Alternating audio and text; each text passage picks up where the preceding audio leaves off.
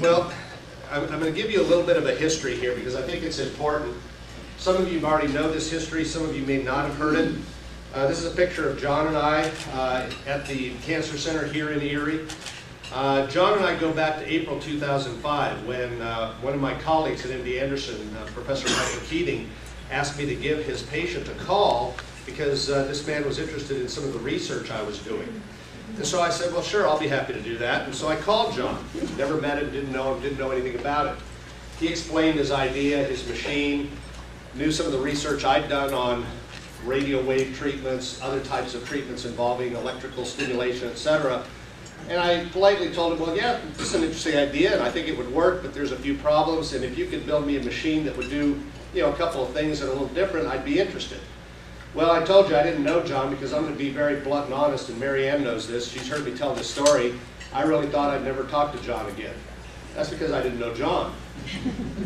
John quickly called my bluff and called me a month later and said, okay, I've got it. And I said, okay, now I guess I got to look into this. So after quickly figuring out I was dealing with a very powerful force here, came up to Pittsburgh, put some of these nanoparticles into John's radio wave machine and was absolutely flabbergasted by the response we got. We got heating unlike anything I would have ever anticipated or expected. So this led to a long journey then of involving a number of people, and to talk a little bit more about that history. But this is what led to where we're at now, and this is what started this whole process.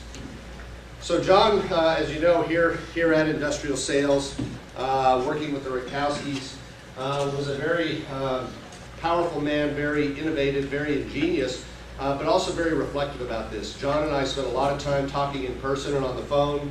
We would go over ideas. We had a lot of fun bouncing ideas back and forth and a lot of interchange. And so it was really a great opportunity for me to interact with somebody who was sort of a kindred spirit. I've also got, obviously, to meet his family here, his daughter Sherry getting married tomorrow, his other daughter Tony, obviously Mary Ann, his son-in-law Todd. Now you can tell a little bit of difference about people from pictures. You see this is a picture, I'm a surgeon and a researcher. Obviously I've got the beer out there in full presence. Todd is an attorney, he's kind of trying to hide it there under his arm. No, I'm not drinking a beer, there's no beer here, really. Let's talk a little bit about the problem, what we're facing, because I think this is why this is a daunting issue, and I do use the word daunting appropriately. We recognize in cancer care that there will be a shortage of physicians to provide cancer care in this country, in the United States, in the next 20 years. So it is a very real issue. We are not training enough physicians, and we're not training enough physicians because, as you can see from those numbers, we are not going to be seeing less cancer patients, we're going to be seeing more. The reason for that is there are more people in the country, the population is growing, people are living longer, they're at higher risk.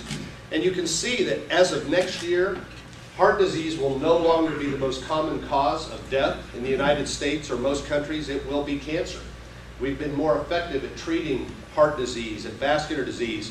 Cancer continues to be a huge public health problem. So this is why ideas like John are so important, because it will get us better treatments. Any of you in this room who have been treated for cancer, any of you who have family members who have been treated for cancer, friends, have seen them go through this. John was eloquent in his discussions of how he disliked, I think that's probably not even close to being a strong enough word, how he really hated his cancer treatments. He felt it took something away from it. My wife Karen and I take care of cancer patients every day at MD Anderson. We see it all the time. People go through the side effects, they go through the problems of it. It is really a life-changing phenomenon. And we need to come up with better. And this was John's whole purpose, was to come up with a better, more effective treatment, and one that also was less toxic.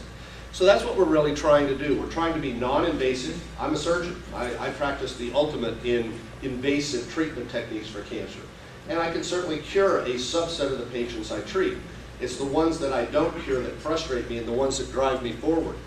The other beauty of John's idea, as I started talking to him and we started convincing him on the phone and going through this, is this has the potential to treat many types of cancer.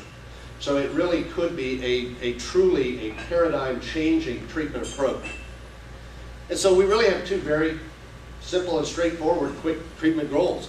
We want to effectively treat as many types of human cancer as possible, and we want to do it while minimizing the side effects that are usually associated with cancer treatments.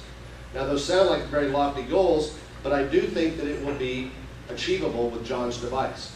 Now I'm going to emphasize first and foremost, John and I always had a slight disagreement. He always thought I was a little too conservative.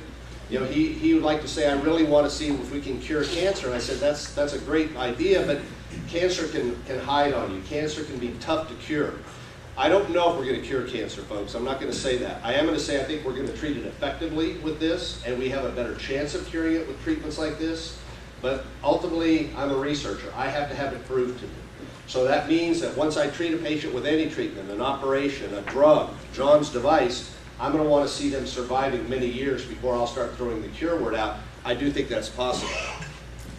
Now, what makes John's device so unique and what makes this a great potential? Well, here we get back into my background in chemistry, and I did some work at Los Alamos National Labs in New Mexico many years ago. So I knew a lot about electromagnetic radiation, radio waves, other things. But I also knew a lot about chemistry, and I had started working with these tiny little particles called nanoparticles. And nanoparticles truly are so small you can't see them oftentimes. And so we've got things in scale there. So you can see I'm about 6